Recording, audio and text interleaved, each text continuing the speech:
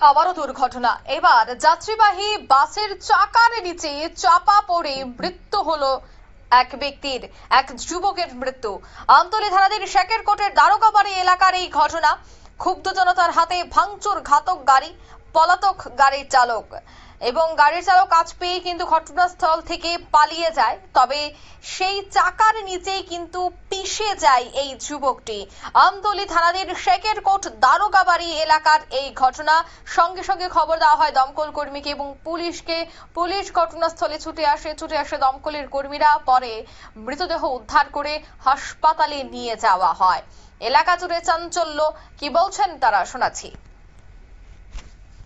দেখলাম, আসার পথে দেখলাম যে বাস গাড়ি দ্রুত গতিতে আইয়া একজন বাড়ি দিয়ে একদম চাক্কার তলে, এখনো আছে চাক্কার তলে।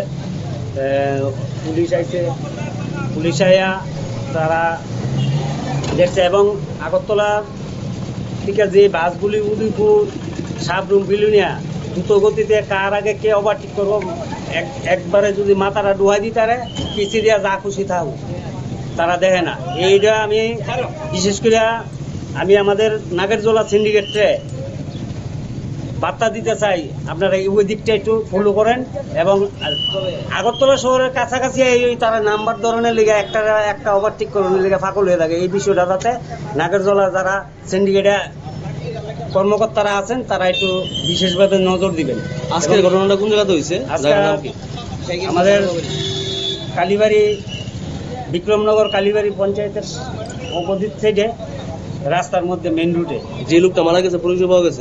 সে কোনো পরিচয় নাই এবং আমরা ওকে অনেকেই দেখছে, ওকে চিনতে পারেনি। গাড়ির চালক রেখে ধরতে পারছেন আপনারা? গাড়ির চালক তো পাইকে গেছে না, পাওয়া গেছে না। এখানে আমরা একটা খবর পেয়ে থানা থেকে ইনফরমেশন যায় যে দ্বারকাবাড়ি এলাকাতে একটা দুর্ঘটনা হয়। সেই হিসাবে আমরা স্পটে আসি। একটা বাস গাড়ি পাওয়া যায়, সেই বাস গাড়ির নিচে একজন লোক ছিল, তার এখনো নামটা আমরা জানতে পারিনি। ফায়ার সার্ভিস এসে এনাকে টিএমসি হাসপাতালে নিয়ে গেছে। লোকটা কি জীবিত আছে না মারা গেছে? সেটা ডাক্তার বলবে, বাট এখন পর্যন্ত আমরা সেই বলতে পারি না কি অবস্থায় আছে। ফায়ার সার্ভিস নিয়ে গেছে হাসপাতালে, দেখা যাক ডাক্তার ওইখানে কি বলে ঘোষণা করে। এখনো পর্যন্ত পরিচয় পাওয়া যায়নি? না, এখন পর্যন্ত আমরা পরিচয় জানতে পারিনি। বাসের চালক কি আটক করা হয়েছে? না, চালক নেই। আমরা আসার পর এখন পর্যন্ত কাউকে পাওয়া যায়নি বাসে। বাসটা রাস্তার মধ্যেই পড়ে অবস্থায় আছে।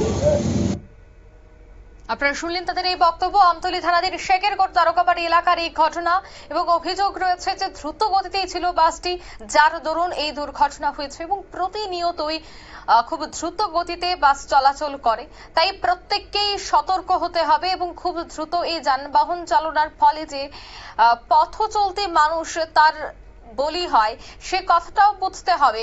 এবং বারবার যখন বলা হয় যে ধীরে গতিতে গাড়ি চালাতে, কিন্তু তারপরেও দেখা যায় যে একেবারে দুরন্ত গতিতে গাড়ি চালানো, যার ফলে এই দুর্ঘটনা। তাই যারা এই দ্রুত গতিতে যানবাহন চালাচ্ছেন তাদের বিরুদ্ধে কঠোর থেকে কঠোরতর ব্যবস্থা গ্রহণ করার দাবি কিন্তু উঠছে সর্বত্র।